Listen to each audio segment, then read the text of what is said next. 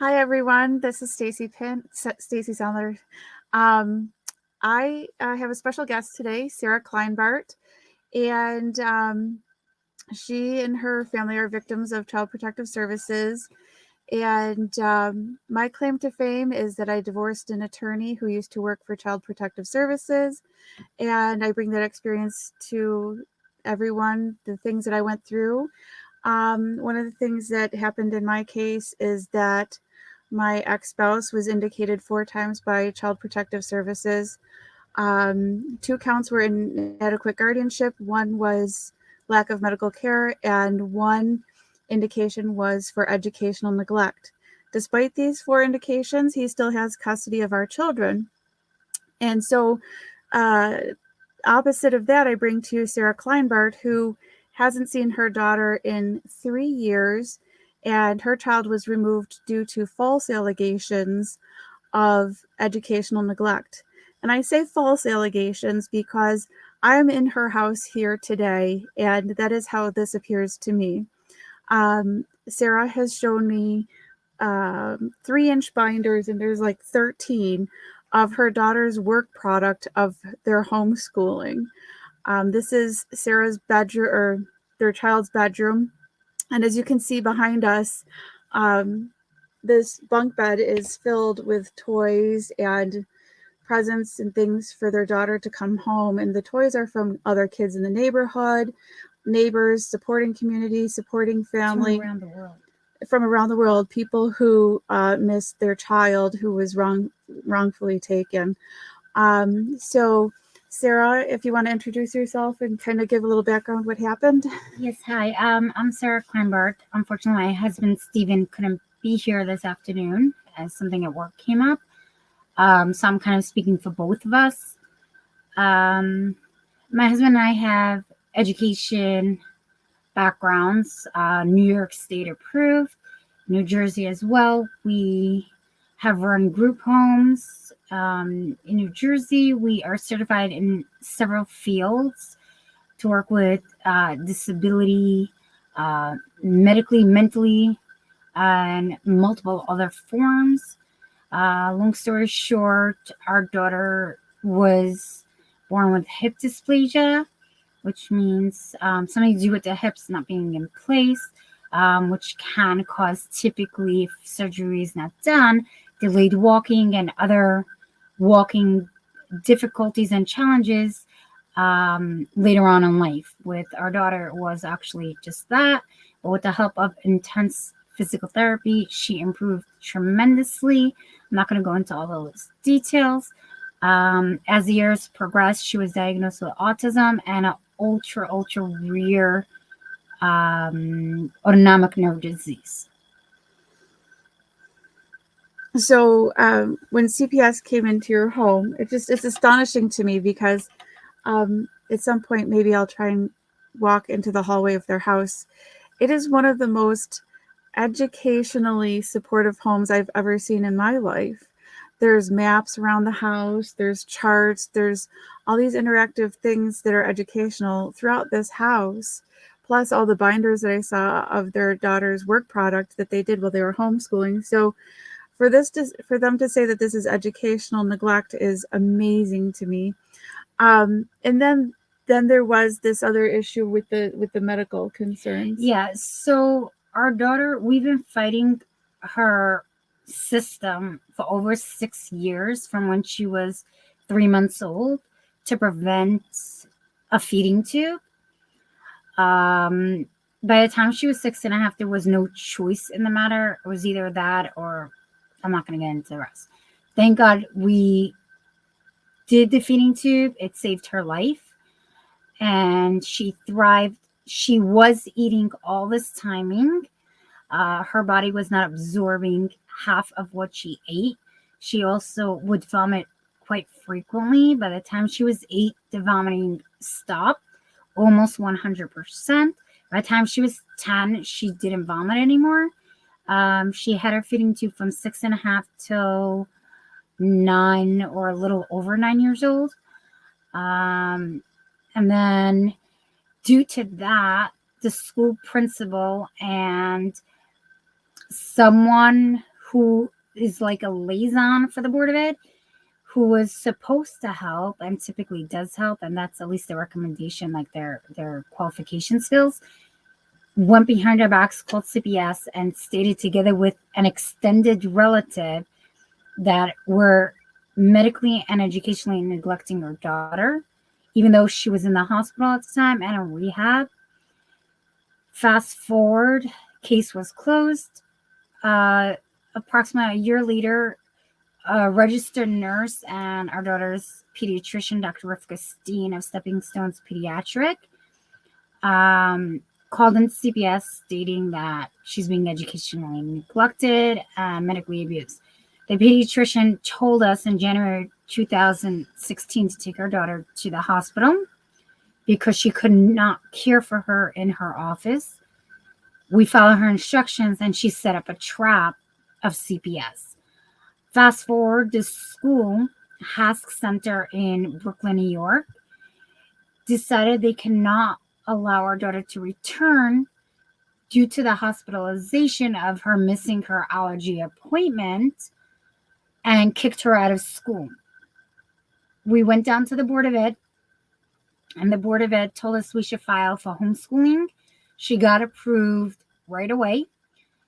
On or about January 26th of 2016, she began homeschooling, and we followed a very specific program, a general education program in a very unique, special way that incorporated like multiple formats, including but not limited to floor time, sensory based, visual perceptive, and a couple other things. Her doctors helped us plan this out, including multiple therapists that she had through her IEP, through the Board of Ed.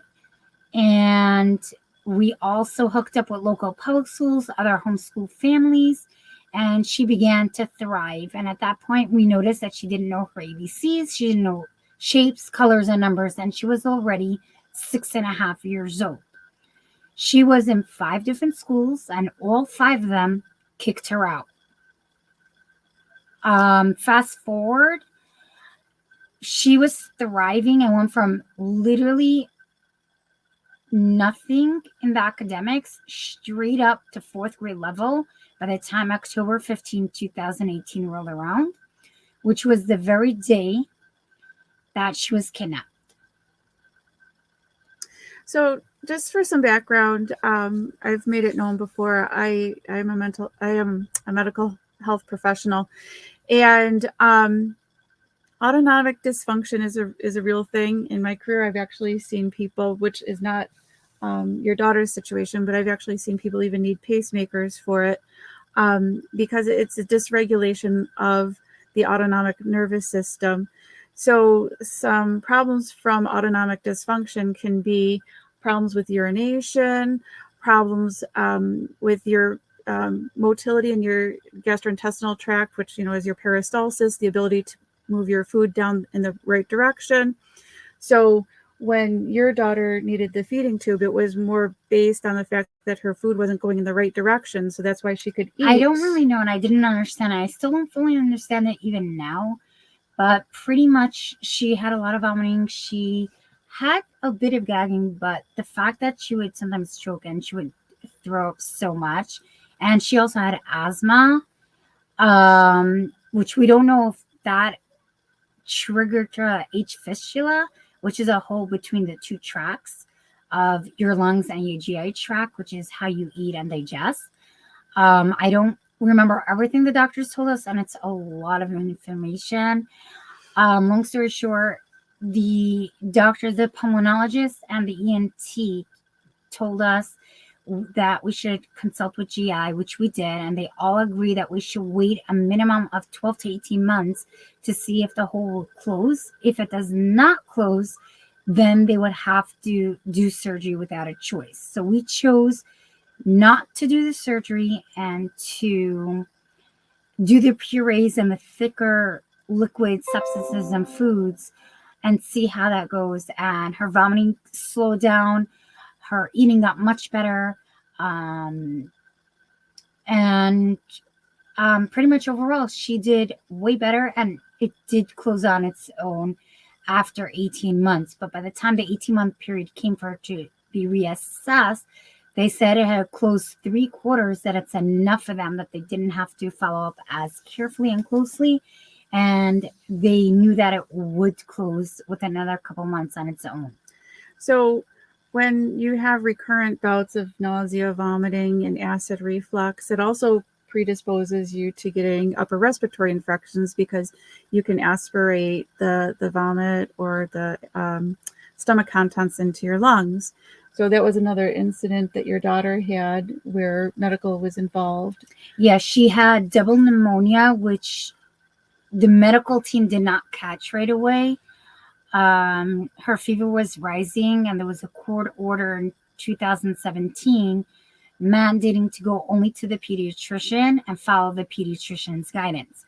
We could not reach the pediatrician, not by fax and not by phone.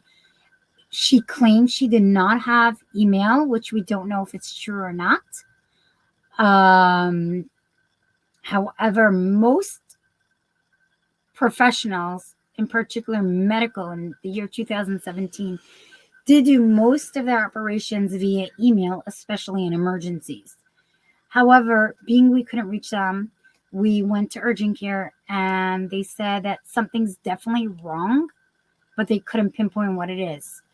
It was 2 or 3 days later, we went back to urgent care at the advice of her GI and pulmonologist, because we once again couldn't reach the pediatrician. And we did notify ACS, who did not pick up.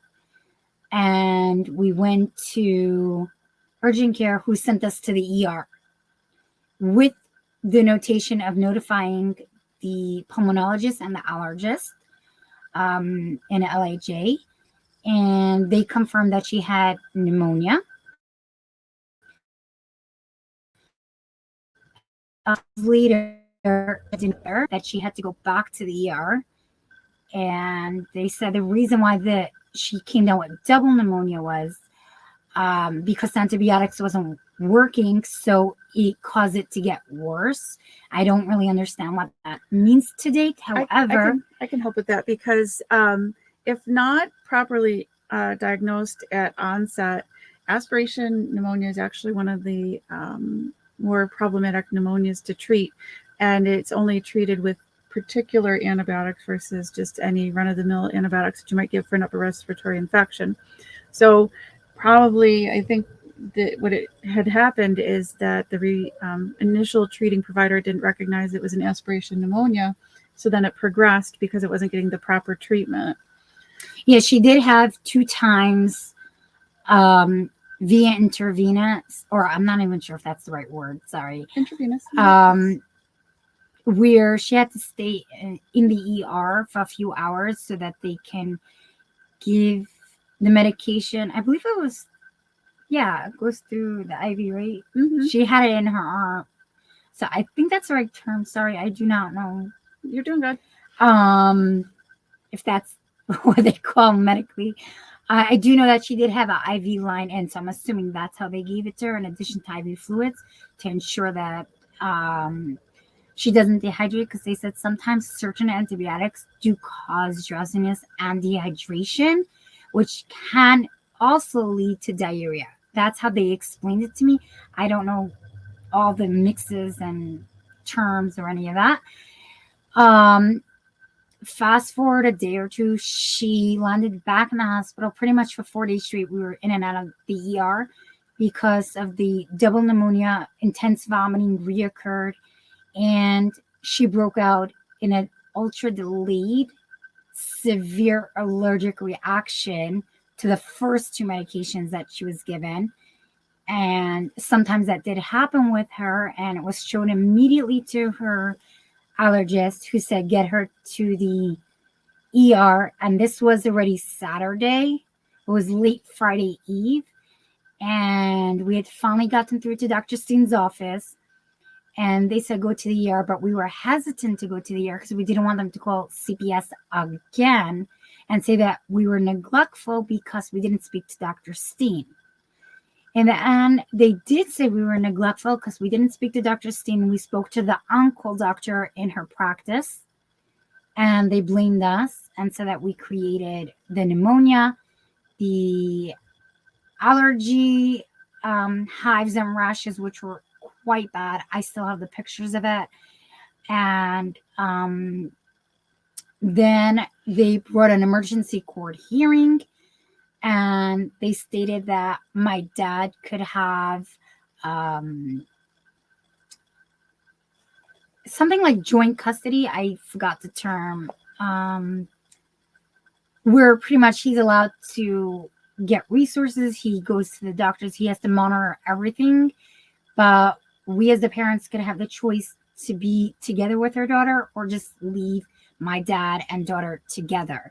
So we chose to all stay together. My dad came from Rockland County, Muncie, New York, up to Brooklyn, New York, which is in Kings County, so that Hannah could continue her education, her therapies, and not miss out her friends, her day-to-day friends. She did have a lot of friends in Rockland County because we would visit quite frequently, as that's where a lot of my family is.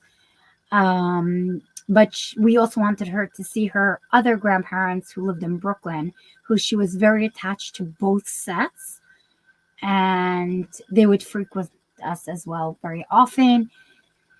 And in short, CPS just came down our throats and wanted to put her straight into foster care, and we did not allow it. And they told my dad he has not complied with any orders. Can I ask you a Even question? though, yeah, just one second. Even though the court order was that the child may go with her parents and my dad, the grandpa, to Rockland County, his residency, or stay with us in Brooklyn. Might you be living proof that your father can raise a child? Yes. And that was another issue that ACS had. And OHEL at that point came into the picture, who, just for the record, OHEL is an agency also known as All Base Ezra. Camp Kaylee is under them. They are also under OHEL's Children's Home and Family Services. I believe they're on East 14th corner L&M in Kings County, Brooklyn, New York. They stated that the child was taken from Rockland County, Muncie, New York, where we lived at the time, to Kings County, Brooklyn, New York, because there's no Board of Education in Rockland County. Ironically, I am living proof because I was born, bred, and raised in Rockland County, Muncie, New York. Do you think any of this is retaliation because you were homeschooling? 100%. But more so, it also has to do with my husband's background. Ola was involved in the I'm not sure how to probably phrase this. My husband would be better. But pretty much he was forced to live by an extended relative's home for over 10 years. Shortly over 10 years, at the age of 18, he ran away to his biological parents. And shortly thereafter, he was in college, he got work, and then we met and married and had our daughter. So these extended family members definitely took revenge on my husband and took revenge on our daughter by trying to force us into divorce for over 7 years now. And they are furious that we do not heed their will to divorce. We do not heed their will to separate. We do not heed their will to move to New York City, which is a violation and a crime in itself. And there's no court orders whatsoever on that. And if they were to put a court order in today, it will be null and void for the simple matter. First of all, it's a human violation, civil violation. It's constitutional violations on multiple factors, and educational neglect and abuse on the child, because they have no legal status where the child should be educated, nor how she is. If you look in section 101 in the Department of Education, New York State laws, rules, and regulations, it outlines over 37 items there of what is legal and how parents can proceed, including but not limited to the homeschooling rights.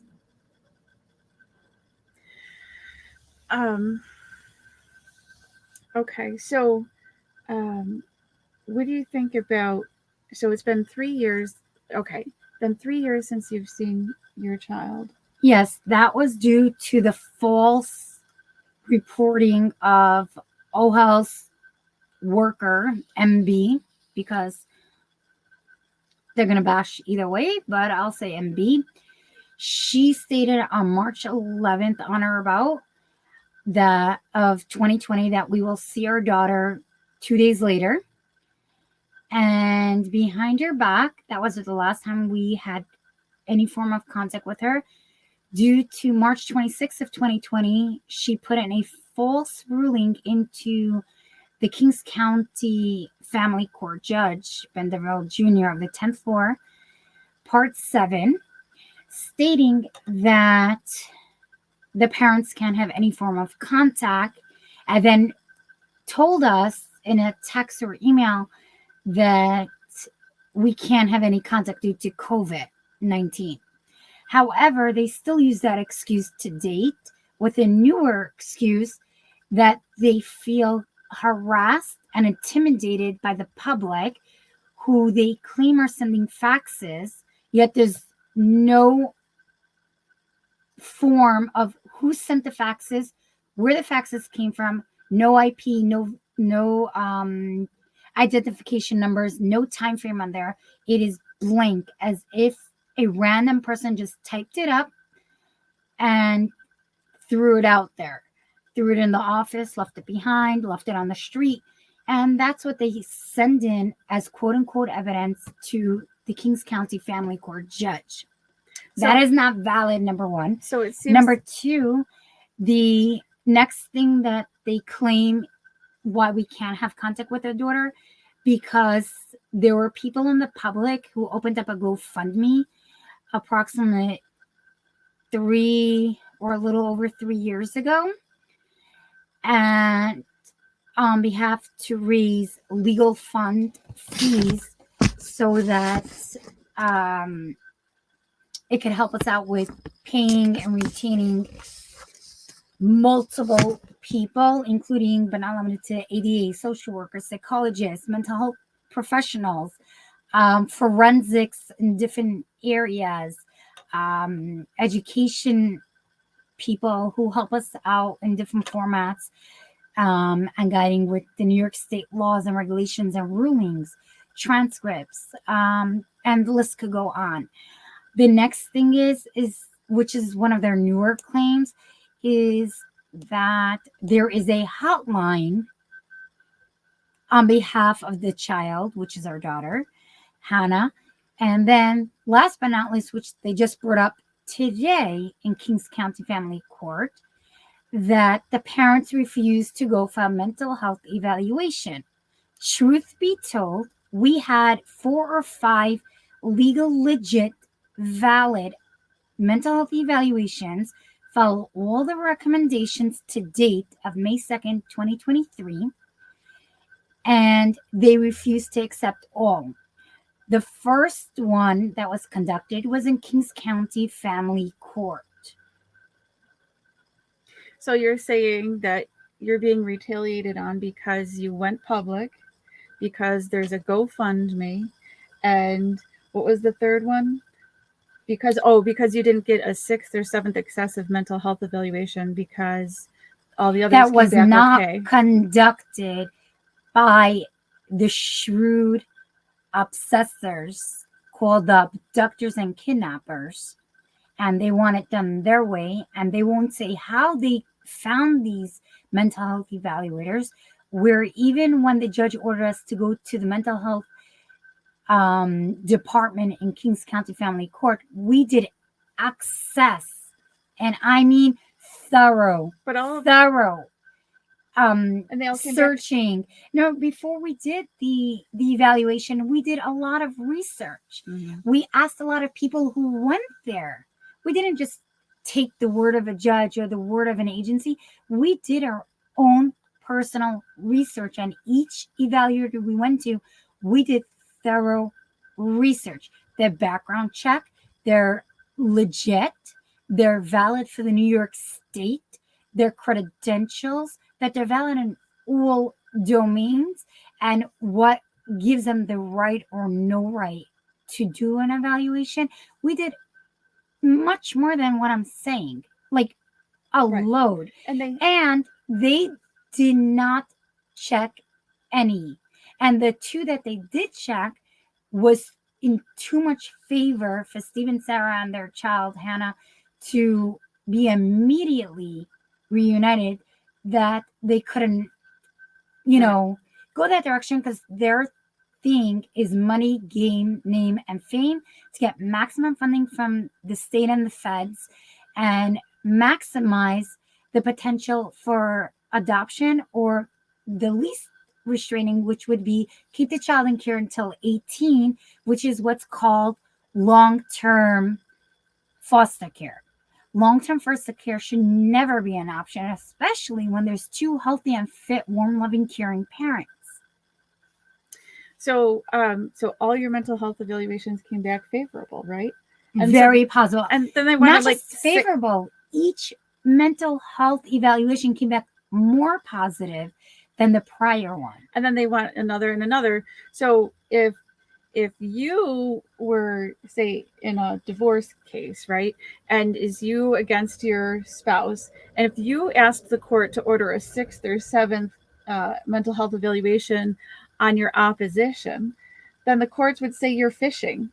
Yeah, so that's another thing. We keep writing in legal format to the court, and not just to Kings County Family Court, but to all the courts, including federal, Supreme, education. We're in multiple courts, and we continuously write. They claim unnecessary treatment, as in therapies, going to, like, for example, to endocrinologist, to a pulmonologist, to a GI, to vision, to basic things where the doctors told us we need to do. And we saw over the years how it has helped our daughter, and she was going less and less to them, and it was hopping. We were sticking with the same doctors. Here and there, the doctor said go for a second opinion. Then we did, after excessive questioning as to why, where, how, and all that. Now, we threw it back in OHEL, ACS, and the judges' faces in written format, signed and notarized, that they are the ones who are subjecting us to unnecessary mental health evaluations and unnecessary trauma they have been causing Hannah for the last many years, including now, when Hannah was taken by force on October 15, 2018. She was in the beginning of 4th grade. Even though it was in the middle of a school year, she was in 4th grade. They took her and put her for secondary reasons, called she did not speak, read, and write Hebrew at the age of 10 and a half, into a Hebrew reading, writing, speaking school against the New York State law, due to the fact that she was being legally homeschooled by both parents, Stephen and Sarah Kleinberg, and forced her into 2nd grade. Today, she would be in 9th grade or almost in 10th grade, but they stated that she's in 7th grade and is doing extremely well and up to par with her age and education.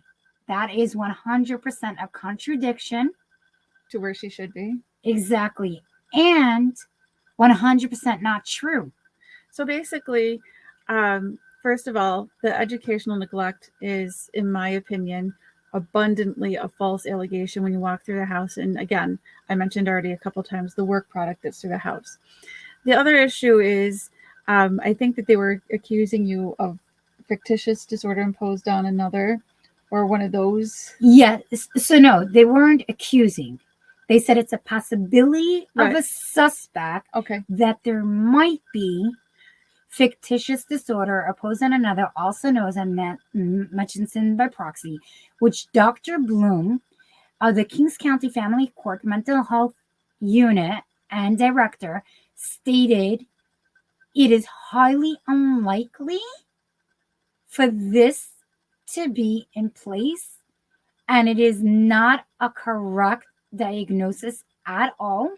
But due to the factor and status of the family situation and the court proceedings, it might be beneficial if the parents seek counseling therapy. So, not due to the fact that they need it, and not due to the fact that there are any mental illness or issues, but just due to the fact that they took our child, and due to the fact that CPS was involved and the corruption of the system. So basically, one of the ways that we can evaluate for fictitious disorder imposed upon another, or also known as Munchausen's by proxy in the past, which they no longer use, but some people might recognize one term versus the other. One way to evaluate that is simply place the child into kinship care with another relative. And if the same problems continue to exist with a change of environment, then the problem is the child and not the parents. So that's also the situation here, where when Sarah's child was removed, reports are basically that the child is doing similar in the care of others, but yet they're still not returning your child to you. No, well, yes and no. When my dad was living with us in Brooklyn, before we moved to Rockland County, before Hannah was taken, my dad reported that we only went to doctors when necessary. We only went to the ER when absolutely necessary. We did not change any doctors. She actually had the same GI from when she was a few months old, back in 2000, the end of 2008, onset of 2009, until she was kidnapped in October of 2018. Someone with this fictitious disorder posed on another, from our understanding and everything we read, and from the therapist who explained it to us, including Stacy explaining to us from a medical perspective, it is clearly not the case, because someone who has that typically goes from one doctor to the next, regardless what the doctor says, does not listen to a single thing a doctor says, if I can say, mandates medication, whereas we did not mandate medication. And the proof is we held off over 18 months to close a fistula hole between the two pipes, the GI tract and the pulmonary tract. I don't know if I'm saying the correct wording exactly, because I don't have the written format in front of me, and I don't know if medically that's correct, but it's kind of the two pipes that are like this, and a hole directly in the center that's the size of a penny. That's how ENT explained it to us. And we waited 18 months by giving thicker liquids, and I made over 70 ounces of thick puree fruit juice every day in case my daughter wanted a bit extra. In addition to the formula she was required to drink daily. And she did really well that she did not have that surgery. Another thing that goes against this this diagnosis is that we were told when our daughter was a few hours old that we could do hip replacement within a year if it doesn't go back in place. We chose to do therapy instead, and we saw with physical therapy she was doing well, and she did not have any of the orthopedic surgeries that we were told she would have by the time she's 5, because we battled it, worked with it, and worked with all the physical therapists, including the orthopedist, who we went to a second orthopedist because the first one told us by the time she was 3 years old that if we choose not to do surgery, we need to switch orthopedists. That's why we switched orthopedists. They were both amazing, but that's the exclusive reason. Now, for all her other doctors, we didn't just keep switching. They claimed that we switched to 5 pediatricians. It is false. The first pediatrician was the pediatrician in the hospital when every child is born, and usually does a follow-up within the first 2 to 3 months of a child's birth, regardless. The second pediatrician was not her pediatrician. It was an emergency backup because we ended up moving into my mom's house when our daughter was approximately 3 weeks old, we chose to move into my mom's house for a few weeks, and we didn't want her to go without a doctor. So we used the local doctor near my mom's house, which was about an hour away from our home. So it wasn't our doctor, it was a temporary doctor until we moved back home, until we settled on a doctor. In that time frame, we researched a doctor and we chose the initial doctor who followed up right after her birth, because we noticed that she was near our home, which was at that point in Bronx, New York. And we kept with her for 2 years until we moved to Rockland County. And then we used a pediatrician evidently for a year over there.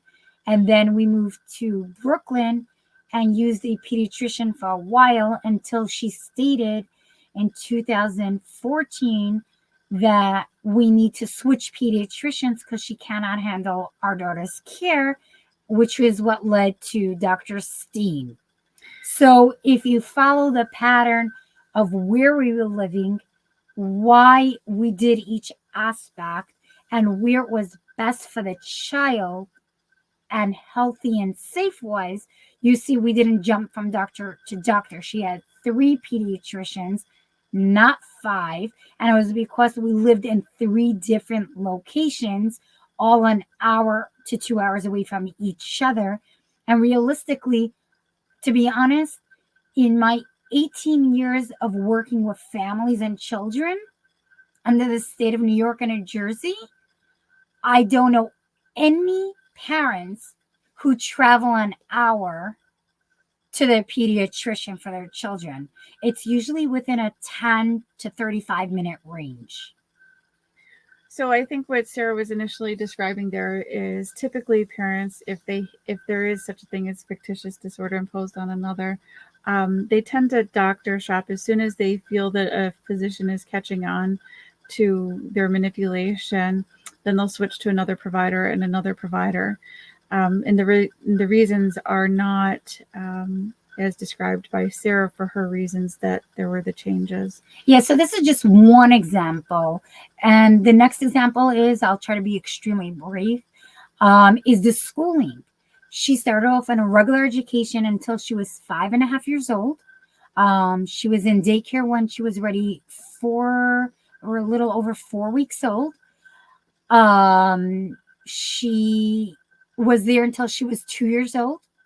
And we switched only because we moved from Bronx, New York to Rockland County, New York. And it did not make sense to travel with a toddler back and forth just for schooling. So she went to a Head Start program in Muncie, New York, where we lived at the time. Again, that's not shopping. It's because we moved. Then we moved to Brooklyn. So she went to school there. And the school closed down. And right before they closed down, they said that they were kicking her out of school. So by the time September 2014 came, 13-14 school year came, the school wasn't even around anymore, but they had kicked her out.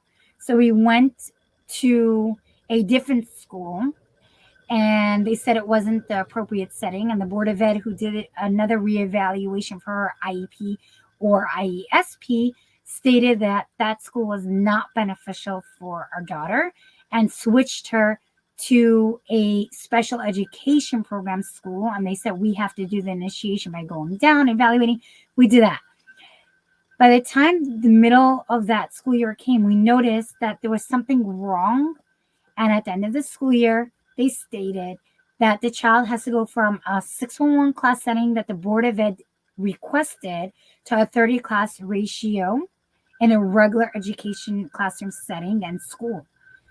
And we tried looking in. 19 schools stated that they cannot accept a child with like that. And we were not in the room while they did the evaluation. So we don't know why they assessed it, how they assessed it, or their reasonings. They just said they cannot accept her. And we moved on to the next step. The Board of Ed placed her in another school, and that school kicked her out because in 2015 she got her feeding tube, and they were not medically, legally equipped or allowed to have a child with a feeding tube. even though I found out there were 5 other kids with a feeding tube. But, anyways, fast forward, she went to a state school because the Board of Ed said that she can no longer go to the city local schools, and a state school is run a little bit differently. And that's where the nurse at the end of 2015, right by Christmas and New Year's break, in December of 2015, reported that Hannah was very sick in school and was vomiting continuously, had high fevers, and she vomited twice on the school bus. And the matron called me to say she may not come back to school until she gets checked out. Dr. Steen disputed that. And then January 4, she said, okay, take her to the ER, but it was a trap because they already had called CPS. So if you follow the patterns just from these two examples, you see clear cut. We weren't running, which that's another thing with fictitious disorder opposing another, that they run from one home to another. We did not run. We were for many years in one home. Yes, the first 4 years of our marriage and the first 2, 3 years of Hannah's life, we were moving a little bit, but we were trying to see what was best for her with the best and least intervention as possible.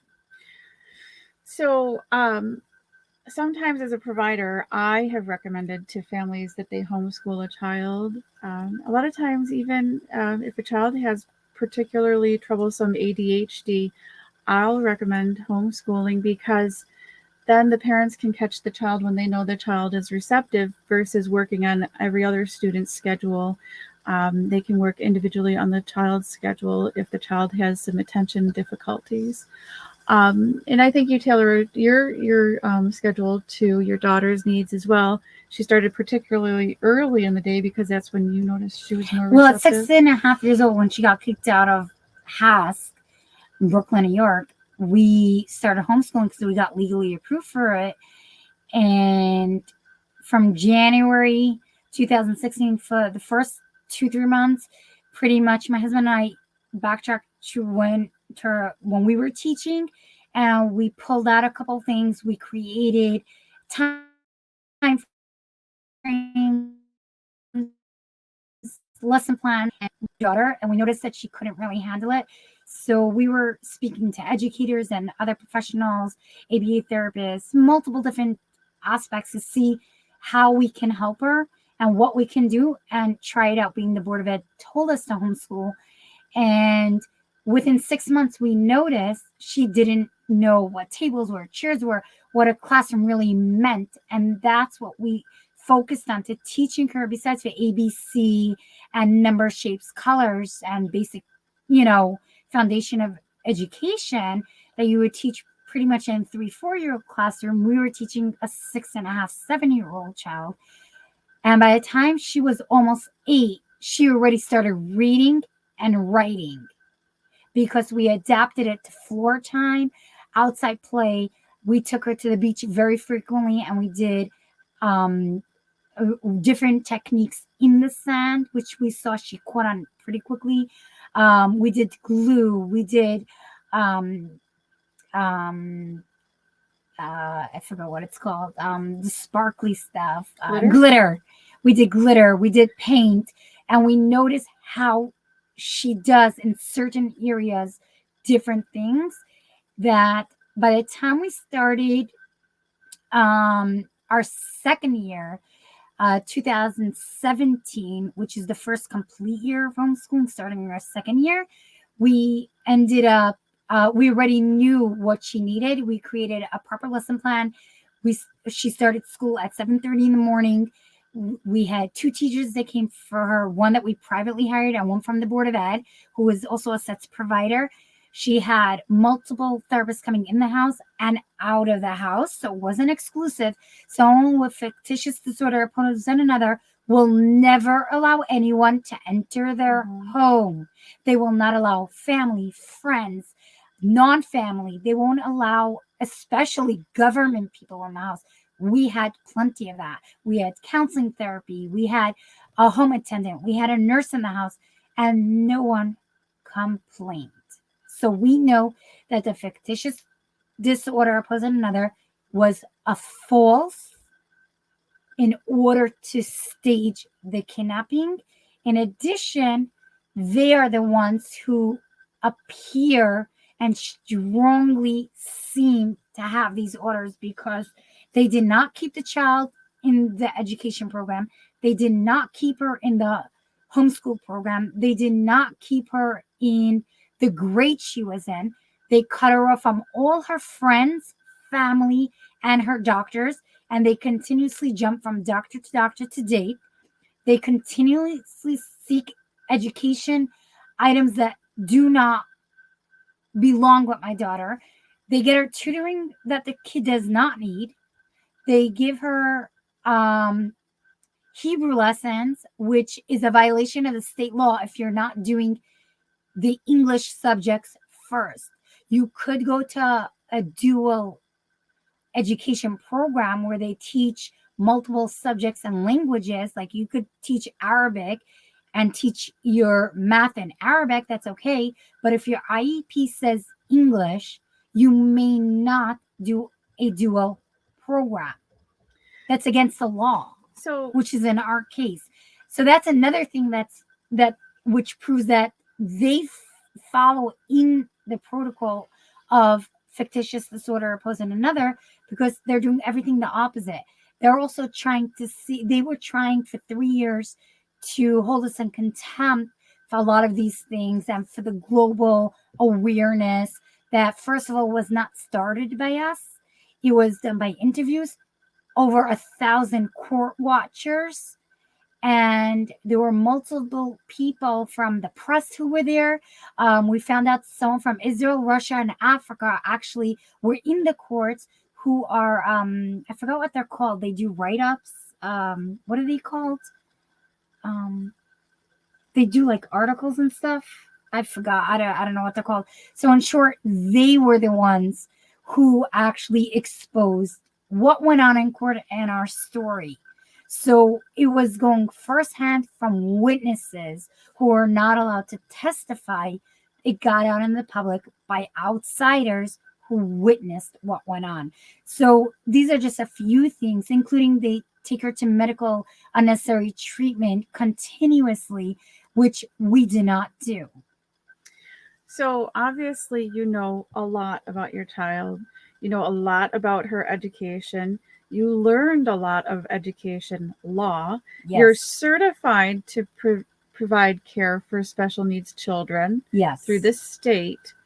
You you represent yourselves pro se. Yes, we are pro se in all the courts, including New York State Education Court since 2016. So how can anyone call this neglect? Because you know more about your child, and your child inspired you to learn so much about the law, so much about education law, so much about representing yourself to help your child. You've spent hundreds of thousands in legal fees and so forth, even before, getting help and stuff to represent your child. How can this be neglect?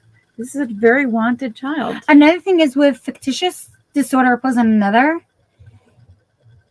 is another reason why it's impossible to do this diagnosis or whatever you call it on my husband and I, because we go out to the public. Our daughter went with us to the library. She went to sports programs. She went to after school programs, clubs. She went frequently to the synagogue. She went to multiple places, birthday parties, sleepovers. She had sleepovers in the house with friends, and someone with that disorder does not allow it, and all does not allow the child to be by anyone. We stated in court and showed proof of loads of stuff we did. Someone with that disorder will not disclose anything like that, which is OL and ACS. They keep saying she's doing well, zero proof. They say that the parents refuse to contact them. We have proof and we submitted it. Someone with that disorder will not submit it, which is OHAL. They refuse to submit the actual writing text via email and text messages of correspondence of the back and forth communication of our requests and what we would like and how we are trying to proceed and reunify. And another thing is they keep saying that's not appropriate.